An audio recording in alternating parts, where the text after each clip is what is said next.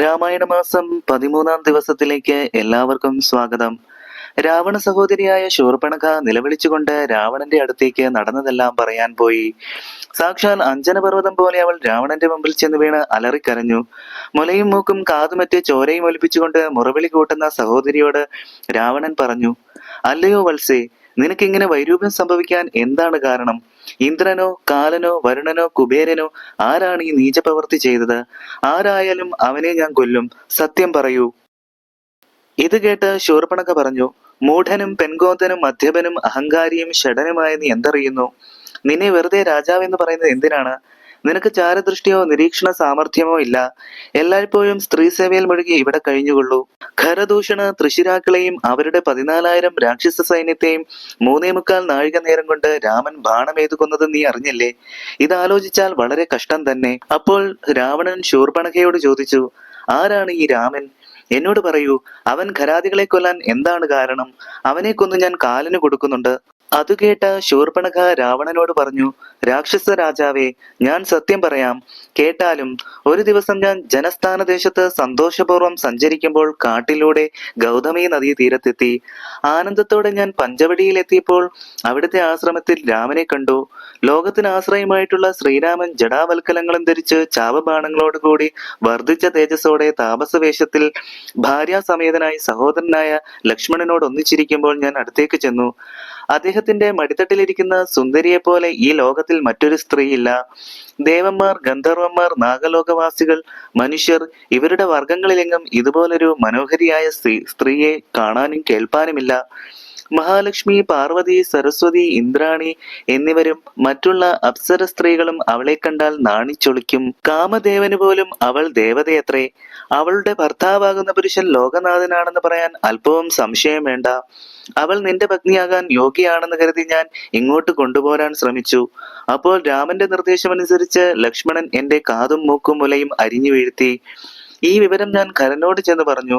കോപിഷ്ഠനായ ഖരൻ രാക്ഷസ സൈന്യമായി പോയി രാമനോടേറ്റു. 3.25 നാഴിക നേരം കൊണ്ട് സകലരെയും രാമൻ കൊന്നു. പിണങ്ങിയാൽ ഒരു നിമിഷം കൊണ്ട് ലോകം ഭസ്മമാക്കാൻ കഴിയുന്ന അവന്റെ ശക്തി അത്ഭുതകരം തന്നെ. സുന്ദരിയായ സീതാദേവിയെ നിനക്ക് ഭാര്യയായി ലഭിച്ചാൽ നിന്റെ ജന്മം സഫലമാകും. അവളെ നിനക്ക് അധീനയാക്കാൻ നീ ശ്രമിക്കുന്നത് നന്നായിരിക്കും. അല്ലയോ രാവണ, സുന്ദരിയായ അവൾ മടിയിലിരിക്കുന്നത് കൊണ്ടാണ് അവൻ ഈ സാമർഥ്യമെല്ലാം പ്രകടിപ്പിക്കുന്നത്. രാമനെ എതിരിടാൻ നിനക്ക് ശക്തി പോരാ. ശ്രീ പരമശിവന് പോലും രാമനെ നേരിട്ടെതിർക്കാൻ കഴിയുകയില്ല. ആ ബാലന്മാരെ ഏതെങ്കിലും മായ കൊണ്ട് മോഹിപ്പിച്ചിട്ട് ആ മോഹനഗാത്രിയെ കൊണ്ടുപോരാനേ കഴിയുകയുള്ളൂ. സഹോദരിയുടെ ഇപ്രകാരമുള്ള വാക്കുകൾ കേട്ടിട്ട് സ്നേഹപൂർണമായ വാക്കുകൾ കൊണ്ട് അവളെ ആശ്വസിപ്പിച്ചതിനു ശേഷം രാവണൻ വേഗം അന്തപുരത്തിലേക്ക് പോയി. ചിന്താഭാരത്താൽ രാവണന് ഉറക്കം വന്നില്ല. രാവണൻ ഇങ്ങനെ ചിന്തിച്ചു, വെറുമൊരു മനുഷ്യൻ 3.25 നാഴിക നേരം കൊണ്ട് ശക്തനും രാക്ഷസവീരനുമായ ഖരനെയും യുദ്ധവിദഗ്ധരായ 2 സഹോദരന്മാരെയും 14,000 ഭടന്മാരെയും വധിച്ചത് വളരെ അത്ഭുതകരമായിരിക്കുന്നു. ഈ രാമൻ കേവലം മനുഷ്യനല്ല, തീർച്ച. ഭക്തവത്സലനും പങ്കജാക്ഷനും മോക്ഷപ്രദനും മോക്ഷം നൽകുന്നതിൽ പ്രിയമുള്ളവനുമായ ഭഗവാൻ വിഷ്ണു ബ്രഹ്മാവിന്റെ പ്രാർത്ഥന കാരണം എന്നെ വധിക്കുവാൻ ഭൂമിയിൽ രഘുവംശത്തിൽ മനുഷ്യനായി ജനിച്ചിരിക്കുകയാണെങ്കിൽ എനിക്ക് വൈകുണ്ഠരാജ്യം പ്രാപിക്കാൻ കഴിയുമല്ലോ. അല്ലെങ്കിൽ എന്നും രാക്ഷസ രാജാവായി വാഴാം. ആലോചിച്ചാൽ ഒന്നുകൊണ്ടും വിഷമിക്കാനില്ല. അതിനാൽ ഏതുവിധവും മംഗളപ്രദനായ രാമനോട് എതിരിടാൻ മടിക്കേണ്ടതില്ല. ഇങ്ങനെ പലതും ചിന്തിച്ചുറച്ച് തത്വജ്ഞാനം കൈവരിച്ച രാവണൻ ആനന്ദം അനുഭവിച്ചു. ശ്രീരാമൻ സാക്ഷാൽ നാരായണൻ തന്നെ എന്ന് മനസ്സിലാക്കിയ രാക്ഷസ നായകൻ തന്റെ പൂർവജന്മകഥ അനുസ്മരിച്ചു. അഖിലേശ്വരനായ രാമൻ ഭക്തി കൊണ്ടെന്നിൽ പ്രസാദിക്കുകയില്ല. അതുകൊണ്ട് വിദ്വേഷ ബുദ്ധിയോടുകൂടി രാമനെ പ്രാപിക്കാം എന്ന് രാവണൻ നിശ്ചയിച്ചു. ഇപ്രകാരമുള്ള ചിന്തകളോടെ രാവണൻ രാത്രി കഴിച്ചുകൂട്ടി. സൂര്യൻ ഉദയപർവ്വത മുകളിലെത്തി. ദേവശത്രുവായ രാവണൻ രാവിലെ തേരിൽ കയറി കടലിനക്കരെയുള്ള മാരീചന്റെ ഗൃഹത്തിൽ കാര്യഗൗരവത്തോടെ വേഗമെത്തി. ജടയും മരവുരിയും ധരിച്ച് രാമനെ ധ്യാനിച്ച് രാമനാമം ജപിച്ചുകൊണ്ട് എല്ലാം മറന്നു കഴിയുന്ന മാരീചൻ സ്വഭവനത്തിലെത്തിച്ചേർന്ന ലോകോപദ്രവകാരിയായ രാവണനെ കണ്ട് ഭരിഭ്രമത്തോടെ എഴുന്നേറ്റ് തന്റെ മാറിലണച്ച് ആനന്ദാശ്രുക്കൾ പൊഴിച്ച് ലോകമര്യാദ അനുസരിച്ച് വിധിപ്രകാരം ആദരവോടെ സൽക്കരിച്ചു പൂജിച്ചു. പരസ്പരം മനസ്സിനിണങ്ങിയപ്പോൾ മാരീചൻ സ്നേഹപൂർവ്വം രാവണനോട് ചോദിച്ചു, എന്താണ് ഒറ്റയ്ക്ക് ഇങ്ങോട്ട് വന്നത്? ഭാവം കണ്ടിട്ട് മനസ്സിൽ എന്തോ വിഷമമുള്ളത് പോലെ തോന്നുന്നു. രഹസ്യമല്ലെങ്കിൽ എന്നോട് പറയൂ. ഞാൻ നിന്റെ അഭുദയകാംക്ഷികളിൽ പ്രമുഖനാണല്ലോ. ന്യായവും പാപരഹിതവുമായ കാര്യമാണെങ്കിൽ അത് സത്യസന്ധമായി ചെയ്യാൻ എനിക്കൊരു മടിയുമില്ല. മാരീചന്റെ വാക്കുകൾ കേട്ട് രാവണൻ പറഞ്ഞു, പ്രയാസമുണ്ടാകുമ്പോൾ നിന്നെപ്പോലെ എന്നെ സഹായിക്കാൻ മറ്റാരുമില്ല. അയോധ്യയുടെ അധിപനും ലോകൈക വീരനുമായ ദശരഥ മഹാരാജാവിന് രാമൻ ലക്ഷ്മണൻ എന്ന് 2 പുത്രന്മാരുണ്ടത്രേ. അവർ ഇപ്പോൾ അതിമനോഹരിയായ ഒരു സുന്ദരീ രത്നത്തോടുകൂടി ദണ്ഡകാരണ്യത്തിൽ വന്നു താമസിക്കുന്നു. എന്റെ സഹോദരിയുടെ മൂക്കും മുലയും ചെവിയും അവർ അരിഞ്ഞു വീഴ്ത്തി. അതറിഞ്ഞ ഖരൻ 14,000 സൈന്യവുമായി രാമനെ എതിരിട്ടു. അവരെ മുഴുവൻ 3.25 നാഴിക നേരം കൊണ്ട് രാമൻ ഒറ്റയ്ക്ക് കൊന്നു. അവന്റെ പ്രാണപ്രിയയായ സീതയെ ഇപ്പോൾ തന്നെ ഞാൻ ഇങ്ങോട്ട് കൊണ്ടുപോരുന്നുണ്ട്. അതിന് സ്വർണ്ണ നിറമുള്ള ഒരു മാനിന്റെ രൂപം ധരിച്ച് അവിടെ എത്തി സീതയെ മോഹിപ്പിക്കണം. അങ്ങനെ രാമലക്ഷ്മണന്മാരെ അവിടെ നിന്ന് അകറ്റണം. അപ്പോൾ സുന്ദരിയായ സീതയെ ഞാൻ കൊണ്ടുപോരാം. നീ എന്നെ സഹായിച്ചാൽ എന്റെ ആഗ്രഹം നിസ്സംശയം നിറവേറ്റാൻ കഴിയും. രാവണന്റെ വാക്കുകൾ കേട്ട് ചിന്തിച്ച് ഭയപരവശനായ മാരീചൻ ഇങ്ങനെ പറഞ്ഞു, നിന്റെ സമ്പൂർണ്ണ നാശത്തിനുള്ള ഇക്കാര്യം ആരാണ് നിനക്ക് ഉപദേശിച്ചു തന്നത്? ആരായാലും അവൻ നിന്റെ നാശം കാത്തിരിക്കുന്ന ശത്രുവാണ്. കേൾക്കാൻ ഇഷ്ടമാണെങ്കിൽ ഞാൻ നിനക്ക് നല്ലത് പറഞ്ഞു തരാം. ഈ പ്രവൃത്തി നിനക്ക് നല്ലതിനല്ല. രാമചന്ദ്രനിലുള്ള ഭയം കൊണ്ട് രാ എന്ന അക്ഷരത്തിൽ തുടങ്ങുന്ന രാജാവ്, രത്നം, രമണി, രഥം എന്നീ വാക്കുകൾ കേൾക്കുമ്പോൾ തന്നെ എനിക്ക് ഭയം തോന്നുന്നു. നീ രാക്ഷസ വംശം പരിപാലിച്ചുകൊള്ളൂ. അല്ലയോ രാവണ, നാരദൻ മുതലായ മുനീന്ദ്രന്മാർ പറഞ്ഞു കേട്ടിട്ടുള്ളതിൽ നിന്ന് ശ്രീരാമൻ പരമാത്മാവ് തന്നെയാണെന്ന സത്യം ഞാൻ മനസ്സിലാക്കിയിട്ടുണ്ട്. പണ്ട് ബ്രഹ്മാവിന്റെ പ്രാർത്ഥന അനുസരിച്ച് മഹാവിഷ്ണു വാത്സല്യപൂർവ്വം പറഞ്ഞു, ഞാൻ എന്താണ് ചെയ്യേണ്ടത്? അത് കേട്ട് ബ്രഹ്മദേവൻ പറഞ്ഞു, അവിടുന്ന് മനുഷ്യരൂപം ധരിച്ച് രാവണനെ വധിക്കണം. ദേവന്മാർക്കും താപസന്മാർക്കും മംഗളം വരുത്തുന്നതിനായി മഹാവിഷ്ണു ബ്രഹ്മാവിന്റെ അഭ്യർത്ഥന സ്വീകരിച്ച് ശപഥം ചെയ്തു. രാമൻ മനുഷ്യനല്ല, സാക്ഷാൽ മഹാവിഷ്ണുവാണെന്ന് മനസ്സിലാക്കി അദ്ദേഹത്തെ ഭക്തിപൂർവ്വം സേവിച്ചു കൊള്ളുക. നീ സുഖമായി നിന്റെ നഗരത്തിൽ പോയി മായാമനുഷ്യനായ ഭഗവാനെ ഭജിച്ചുകൊണ്ട് വസിക്കുക. ലോകനാഥനും ഭക്തവത്സലനും ഭജനീയനുമായ ഭഗവാൻ പരമകാരുണികനാണ്. മാരീചൻ പറഞ്ഞത് കേട്ട് രാവണൻ പറഞ്ഞു, പരിശുദ്ധനായ അങ്ങ് പറഞ്ഞത് സത്യമാണ്. ബ്രഹ്മാവിനോട് ചെയ്ത ശപഥമനുസരിച്ച് പരമാത്മസ്വരൂപനായ ശ്രീനാരായണൻ എന്നെ കൊല്ലാൻ മനുഷ്യരൂപത്തിൽ ജനിച്ചിരിക്കുന്നതാണെങ്കിൽ സത്യസ്വരൂപനായ ഭഗവാന്റെ ഹിതം മാറ്റിമറിക്കാൻ ആർക്ക് കഴിയും? നീ ഇത്രമാത്രം അറിവില്ലാത്തവനാണെന്ന് ഞാൻ അറിഞ്ഞിരുന്നില്ല. ഞാൻ ഒരു വിധത്തിലും എന്റെ തീരുമാനം മാറ്റുകയില്ല. തീർച്ച, ഞാൻ പോയി സീതയെ കൊണ്ടുവരിക തന്നെ ചെയ്യും. അസാമാന്യ വൈഭവമുള്ളവനെ, നീ എഴുന്നേൽക്കുക. പൊന്മാന്റെ വേഷമെടുത്ത് നീ ചെന്ന് രാമലക്ഷ്മണന്മാരെ അകറ്റുക. ആ സമയം ഞാൻ സീതയെ തേരിൽ കയറ്റിക്കൊണ്ടു പോരാം. പിന്നീട് നീ സുഖമായി വാഴുക. ഇനി മറുത്തെന്തെങ്കിലും പറഞ്ഞാൽ നിന്നെ ഞാൻ എന്റെ വാളിനിരയാക്കും. ഇത് കേട്ട മാരീചൻ ഇങ്ങനെ ചിന്തിച്ചു, ഈ ദുഷ്ടന്റെ ആയുധമേറ്റു മരിച്ചാൽ ഞാൻ നരകത്തിൽ വീണ് കിടക്കേണ്ടി വരും. രാമശരമേറ്റു മരിക്കുകയാണെങ്കിൽ ആ പുണ്യസമ്പത്ത് കൊണ്ട് തന്നെ എനിക്ക് മുക്തി ലഭിക്കും. തുടർന്ന് മാരീചൻ പറഞ്ഞു, ആകട്ടെ, എന്നാൽ പുറപ്പെടാം. രാക്ഷസ രാജാവെ ആജ്ഞാപിച്ചാലും. ശ്രീരാമചന്ദ്ര, എന്നെ രക്ഷിക്കണേ. അനന്തരം മാരീചൻ വിചിത്രാകൃതിയിലുള്ള സ്വർണ്ണ നിറമുള്ള ഒരു മാനായി മാറി. രാവണനോടൊപ്പം തേരിൽ കാമദേവനും കയറി. ലക്ഷ്മി ദേവിയായ സീതയെക്കുറിച്ച് ചിന്തിച്ച് രാവണൻ കാമാന്ധനായി. മനോഹരമായ പൊന്മാനായി മാറിയ മാരീചന്റെ ശരീരം വെള്ളി കൊണ്ട് നിർമ്മിച്ചതുപോലെ ആകർഷകമായ പുള്ളികൾ കൊണ്ടും നീലക്കല്ലുകൾ പോലുള്ള കണ്ണുകൾ കൊണ്ടും അത്യാകർഷകമായിരുന്നു. ആരെയും വശീകരിക്കുന്ന സ്നേഹഭാവങ്ങൾ പ്രകടിപ്പിച്ചുകൊണ്ട് കാട്ടിൽ ഓടിമറഞ്ഞും പെട്ടെന്ന് പുറത്തു വന്നും ആശ്രമപ്രാന്തത്തിൽ തുള്ളിച്ചാടി നടന്നു. ചന്ദ്രമുഖിയായ സീത ഈ മാനിനെ കണ്ട് അത്ഭുതപ്പെട്ടു. രാവണന്റെ വിക്രിയയാണിതെന്ന് മനസ്സിലാക്കിയ ശ്രീരാമൻ രഹസ്യമായി സീതയോട് പറഞ്ഞു, പ്രിയപ്പെട്ടവളെ, രാക്ഷസ രാജാവായ രാവണൻ നിന്നെ കൊണ്ടുപോകാനായി ഭിഷ്യരൂപം ധരിച്ചിപ്പോൾ നിന്റെ അടുത്തെത്തും. നീ ഒരു കാര്യം ചെയ്യണം. ഈ ആശ്രമത്തിൽ മായാസീതയെ സൃഷ്ടിച്ചു നിർത്തിയിട്ട് രാവണവധം കഴിയും വരെ ധർമ്മ സംരക്ഷണത്തിന് വേണ്ടി ലോകത്തിന് ആശ്രയമായിട്ടുള്ള നീ 1 വർഷം അഗ്നിമണ്ഡലത്തിൽ മറഞ്ഞിരിക്കണം. ശ്രീരാമൻ പറഞ്ഞതനുസരിച്ച് മായാസീതയെ ആശ്രമത്തിൽ നിർത്തിയിട്ട് അഗ്നിമണ്ഡലത്തിൽ സീത മറഞ്ഞിരുന്നു.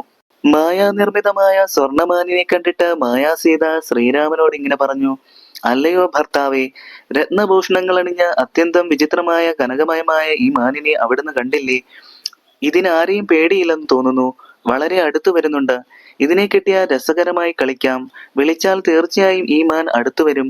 അല്ലയോ ലോകനാഥ, ഒട്ടും വൈകാതെ ഈ മാനിനെ പിടിച്ചുകൊണ്ടുവരൂ.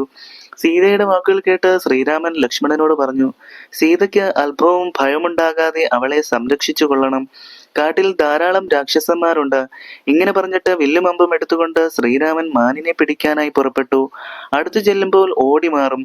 അടുത്ത് വരികയില്ലെന്ന് തോന്നുമ്പോൾ മാൻ പതുക്കെ പതുക്കെ രാമന്റെ സമീപത്തേക്ക് വരും. പിടിക്കാൻ തുടങ്ങുമ്പോൾ പിറ്റേന്ന് ദൂരേക്ക് കുതിച്ചു ചാടും. ഇങ്ങനെ ആശ്രമത്തിൽ നിന്ന് കുറെ അകലെ എത്തിയപ്പോൾ ഇതിനെ പിടിക്കാൻ കഴിയുകയില്ലെന്ന് രാമന് മനസ്സിലായി. തുടർന്ന് മാനിന്റെ നേരെ ശ്രീരാമൻ ഒരമ്പെഴുതു. രാമബാണമേറ്റ് ഭൂമിയിൽ വീണ മാൻ വൻമലയുടെ വലിപ്പമുള്ള ഒരു രാക്ഷസനായി മാറി. ഈ മാൻ മാരീചനാണ് എന്ന് ലക്ഷ്മണൻ പറഞ്ഞത് സത്യമാണ് എന്ന് അപ്പോൾ രാമൻ ഓർത്തു. അമ്പേറ്റ് നിലത്ത് വീണ മാരീചൻ പ്രാണവേദനയോടെ നിലവിളിച്ചുകൊണ്ട് പറഞ്ഞു, അല്ലയോ അനുജ ലക്ഷ്മണ, എന്റെ വിധിയാണിത്. ദയാനിധിയായ സഹോദര, നീ എന്നെ രക്ഷിക്കൂ. ഈ ദീനരോധനം കേട്ട സീത ലക്ഷ്മണനോട് പറഞ്ഞു, ലക്ഷ്മണ, നീ വേഗം ചെല്ലൂ. ജ്യേഷ്ഠന്റെ വിലാപം നീ കേട്ടില്ലേ? ഭയങ്കരന്മാരായ രാക്ഷസന്മാർ കൊല്ലുന്നതിന് മുമ്പ് നീ ചെന്ന് ജ്യേഷ്ഠനെ രക്ഷിക്കൂ, അല്ലെങ്കിൽ രാക്ഷസന്മാർ അദ്ദേഹത്തെ കൊല്ലും.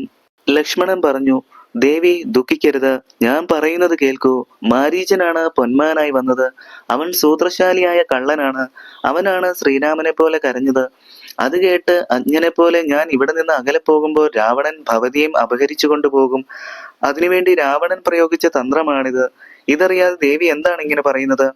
മാത്രമല്ല, ലോകത്താർക്കും ശ്രീരാമനെ ജയിക്കാൻ കഴിയുകയില്ല. എന്റെ ജ്യേഷ്ഠൻ ഒരിക്കലും ഇങ്ങനെ നിലവിളിച്ച് കരയുകയില്ല. ഇതെല്ലാം രാക്ഷസന്മാരുടെ മായയാണ്. ലോകനാഥനായ രാമൻ കോപിച്ചാൽ അരനിമിഷം കൊണ്ട് ലോകം മുഴുവൻ നശിപ്പിക്കാൻ കഴിയും.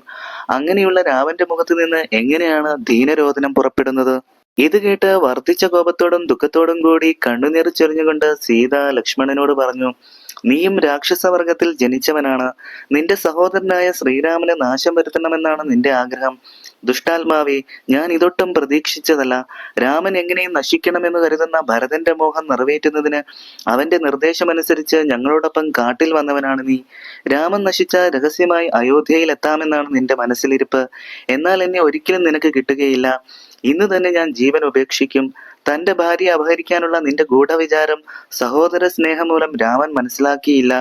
രാമനെ അല്ലാതെ മറ്റൊരു പുരുഷനെ രാമപാദങ്ങളാണ് ഞാൻ തീണ്ടുക പോലുമില്ല.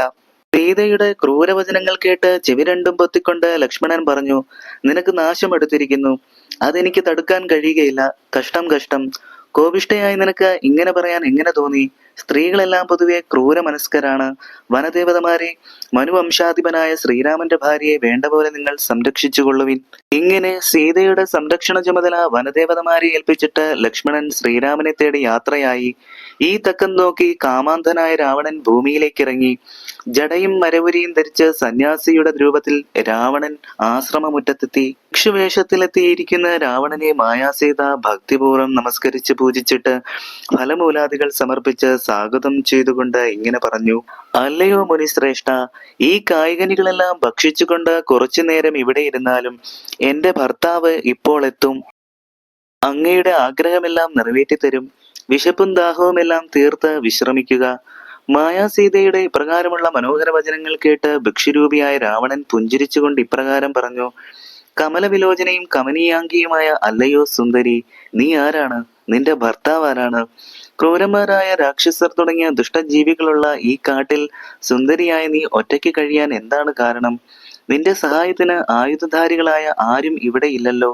നിന്റെ യഥാർത്ഥ വിവരങ്ങൾ പറഞ്ഞാൽ എന്റെ പരമാർത്ഥം ഞാനും പറയാം. ഇത് കേട്ട് ഭൂപുത്രിയായ സീത പറഞ്ഞു, അയോധ്യാധിപതിയും രാജശ്രേഷ്ഠനുമായ ദശരഥ മഹാരാജാവിന്റെ മൂത്ത മകനും അത്ഭുത പരാക്രമനുമായ ശ്രീരാമന്റെ ധർമ്മപത്നിയും ജനകന്റെ മകളുമായ സീതയാണ് ഞാൻ. ഞങ്ങളോടൊപ്പമുള്ളത് ലക്ഷ്മണൻ എന്നു പേരുള്ള അദ്ദേഹത്തിന്റെ അനുജനാണ്. അച്ഛന്റെ ആജ്ഞ അനുസരിച്ച് ഞങ്ങൾ 3 പേരും 14 വർഷം തപസ്സനുഷ്ഠിക്കാൻ ദണ്ഡകവനത്തിൽ എത്തിയിരിക്കുകയാണ്. അങ്ങ് ആരാണെന്ന് മനസ്സിലായില്ല. ഇങ്ങോട്ട് എഴുന്നള്ളിയത് എന്തിനാണെന്ന് പറഞ്ഞാലും. രാവണൻ പറഞ്ഞു, മംഗളശീലയും താമരയിതളിന് തുല്യമായ കണ്ണുകളുള്ളവളും കാമദേവന്റെ അധിവാസ കേന്ദ്രവുമായ മനോഹരി, പൗലസ്ത്യതനയനായ രാക്ഷസ രാജാവാണ് ഞാൻ. 3 ലോകത്തിലും എന്നെ അറിയാത്തവരായി ആരുമില്ല. നീ നിമിത്തം ഞാൻ കാമപീഡിതനായി തീർന്നിരിക്കുന്നു. നീ എന്നോടൊപ്പം പോരണം. സ്വർഗത്തേക്കാൾ മനോഹരമാണ് ലങ്കാരാജ്യം. ലോകസുന്ദരി, ഞാൻ നിന്റെ കിങ്കരനായിരിക്കുന്നു. താപസവേഷധാരിയായ രാമനെ കൊണ്ട് എന്താണ് ഫലം? നീ ഈ കാട്ടിൽ ദുഃഖത്തോടെ കഴിയേണ്ടവളല്ല. നിന്നെ ശരണം പ്രാപിച്ചിരിക്കുന്ന എന്നെ സ്വീകരിക്കൂ. മഹത്തായ സകല സുഖങ്ങളും അനുഭവിക്കൂ. രാവണന്റെ വാക്കുകൾ കേട്ട് ഭയത്തോടും ഭാവപകർച്ചയോടും സീതമെല്ലെ പറഞ്ഞു, നിനക്ക് മരണമടുത്തിരിക്കുന്നു. ഇങ്ങനെ പറയുന്ന നിനക്ക് ശ്രീരാമചന്ദ്രനിൽ നിന്ന് തന്നെ മരണമുണ്ടാകും. എന്റെ ഭർത്താവും രാജാവുമായ ശ്രീരാമചന്ദ്രൻ സഹോദരനോടൊപ്പം പെട്ടെന്ന് ഇവിടെ എത്തും. സിംഹത്തിന്റെ ഭാര്യയെ ഒരു മുയലിന് തൊടാൻ കഴിയുമോ? ദുഷ്ടാത്മാവേ, കഷ്ടമായ വാക്കുകൾ പറയരുത്. രാമബാണങ്ങളേറ്റ് മാറുപിളർന്ന് നീ ഭൂമിയിൽ വീഴുന്നതിന് ഇതുതന്നെ കാരണമാകും, തീർച്ച.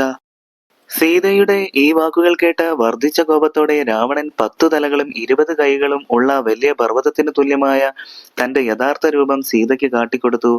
അഞ്ജനപർവ്വതം പോലെ ഭീമമായ രൂപം കണ്ട് വനദേവതകൾ പോലും ഭയപ്പെട്ടു.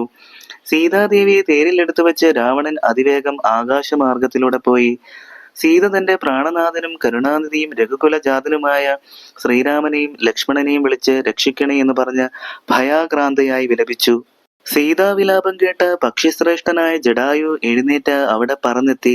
നിൽക്കൂ, ഇവിടെ നിൽക്കൂ മൂഢാത്മാവേ. യാഗശാലയിൽ ചെന്ന് മന്ത്രം കൊണ്ട് പരിശുദ്ധമായ ഹോമദ്രവ്യം പട്ടി തട്ടിയെടുത്തു കൊണ്ടുപോകുന്നത് പോലെ നീ എന്റെ സ്വാമിയുടെ പത്നിയെ മോഷ്ടിച്ചുകൊണ്ട് എങ്ങോട്ട് പോകുന്നു എന്നിങ്ങനെ പറഞ്ഞുകൊണ്ട് വലിയ ചിറകുകളുള്ള പർവ്വതരാജനെ പോലെ വഴിമധ്യത്തിൽ വർദ്ധിച്ച ആത്മധൈര്യത്തോടെ ക്രോധപൂർവം കഠിനമായ വിരോധം പ്രകടിപ്പിച്ചുകൊണ്ട് ജടായു രാവണനോട് യുദ്ധം തുടങ്ങി. ജടായുവിന്റെ ചിറകടിയുടെ കാറ്റേറ്റ് സമുദ്രം ഇളകിമറിഞ്ഞു. പർവ്വതങ്ങൾ കുലുങ്ങി. കാൽനഖങ്ങൾ കൊണ്ട് രാവണന്റെ വില്ലൊടിഞ്ഞു തകർന്നു. മുഖം കീറി മുറിഞ്ഞു. രാക്ഷസ രാജാവ് വശം കെട്ടു. മൂർച്ചയേറിയ ചുണ്ടുകൊണ്ട് തേർത്തിട്ട് തകർത്തു. അതിശക്തമായ ചിറകടിയേറ്റ് രാവണൻ പരിഭ്രാന്തനായി. തന്റെ യാത്ര മുടങ്ങിയതിലും കീർത്തി നശിക്കുന്നതിലും ദുഃഖിതനായ രാക്ഷസ രാജാവ് സീതയെ ഭൂമിയിൽ ഇറക്കി നിർത്തിയിട്ട് തന്റെ ചന്ദ്രഹാസം എടുത്ത് പക്ഷീന്ദ്രനായ ജടായുവിന്റെ ചിറകുകൾ അനായാസം അരിഞ്ഞു വീഴ്ത്തി. ചിറകറ്റ ജടായു ശക്തിയില്ലാതെ നിലത്തു വീണു. അനന്തരം രാവണൻ മനോധൈര്യത്തോടെ മറ്റൊരു തേരിൽ കയറി സീതാദേവിയും കൊണ്ട് വേഗം തെക്കേ ദിക്കിലേക്ക് യാത്രയായി. തന്നെ രക്ഷിക്കാൻ ഉറ്റവരായിട്ട് ആരുമില്ല എന്ന് വിചാരിച്ച് ഇറ്റിറ്റു വീഴുന്ന കണ്ണുനീരോടെ സീതാദേവി ഭർത്താവിനെ കണ്ട് നടന്ന കാര്യങ്ങളെല്ലാം അറിയിക്കുന്നത് വരെ നിന്റെ ജീവൻ പോവുകയില്ല എന്നൊരു വരം പക്ഷിരാജാവായ ജടായുവിന് നൽകിയിട്ട് സീത ഭൂമിയിൽ നിന്ന് അകന്നുപോയി. രാഘവ, ലോകനാഥ, ദയാനിധേ, എന്റെ നാഥ, ഭർത്താവേ, അങ്ങ് എന്നെ ഉപേക്ഷിച്ചോ? രാക്ഷസ രാജാവ് ഇതാ എന്നെ കൊണ്ടുപോകുന്നു. രക്ഷിതാവായി എനിക്കാരുമില്ല. ലക്ഷ്മണ, നിന്നോട് ഞാൻ പരുഷമായി സംസാരിച്ചല്ലോ. അനുജ, ദയാനിധേ, എന്നെ രക്ഷിക്കൂ. രാമ, ആത്മരാമ, രോഗാഭിരാമ, പ്രാണവല്ലഭ, എന്നെ രക്ഷിക്കണേ. ഭൂമിദേവി പോലും എന്നെ ഇപ്പോൾ ഉപേക്ഷിച്ചു കളഞ്ഞു. രാക്ഷസ നായകൻ എന്നെ കൊന്നു തിന്നു മുമ്പേ മഹാബലവാനായ അങ്ങ് പെട്ടെന്ന് വന്ന് എന്നെ രക്ഷിക്കണേ. സീതാദേവി ഇങ്ങനെ വിലപിക്കുന്നത് കേട്ട് ശ്രീരാമൻ വേഗം വന്നെത്തുമെന്ന ശങ്കയ രാവണൻ മനോവേഗത്തോടെ യാത്ര ചെയ്തു. തേരിൽ ഇരുന്നു കൊണ്ട് സീത കീഴ്പോട്ട് നോക്കിയപ്പോൾ പർവ്വതത്തിന് മുകളിൽ 5 വാനരന്മാർ ഇരിക്കുന്നത് കണ്ടു. പെട്ടെന്ന് സീത തന്റെ ആഭരണങ്ങളെല്ലാം അഴിച്ചെടുത്ത് ഉത്തരീയത്തിൽ പകുതി കീറി അതിൽ കെട്ടി ശ്രീരാമഭദ്രന് കാണാൻ ഇടവരട്ടെ എന്ന് പ്രാർത്ഥിച്ചുകൊണ്ട് താഴേക്കിട്ടു. മത്തനായ രാവണൻ ഇക്കാര്യം അറിഞ്ഞതേയില്ല. കടൽ കടന്ന് സ്വന്തം നഗരത്തിലെത്തിയിട്ട് വേഗം അന്തപുര മധ്യത്തിലുള്ള അശോകവനത്തിലെ പരിശുദ്ധമായ ഭൂമിയിൽ നിൽക്കുന്ന ശിംഷാബ വൃക്ഷത്തിന്റെ ചുവട്ടിൽ സീതയെ രാവണൻ കൊണ്ടിരുത്തി. തന്റെ മനസ്സിനിണങ്ങിയ രാക്ഷസ സ്ത്രീകളെ സീതയുടെ സംരക്ഷണ ചുമതല ഏൽപ്പിച്ചിട്ട് രാവണൻ തന്റെ വാസസ്ഥലത്തേക്ക് പോയി. ഉത്തമയായ സീത പാതിവ്രത്യം അനുഷ്ഠിച്ചുകൊണ്ട് അവരുടെ ഇടയിൽ കഴിഞ്ഞു. മലിന വസ്ത്രത്തോടും പാറിപ്പറന്ന തലമുടിയോടും കൂടി മുഖം കുനിച്ച് ദുഃഖത്തോടെ രാമരാമ എന്ന മന്ത്രവും ജപിച്ചുകൊണ്ട് മഞ്ഞും തണുപ്പും വെയിലും കാറ്റുമെല്ലാം സഹിച്ച് ആഹാരാദികളൊന്നുമില്ലാതെ രാവും പകലും രാക്ഷസിമാരുടെ മധ്യത്തിൽ സീത കഴിഞ്ഞു. മനുഷ്യജന്മത്തിൽ മായാനിമിത്തമുള്ള സങ്കടം ആർക്കാണില്ലാത്തത്?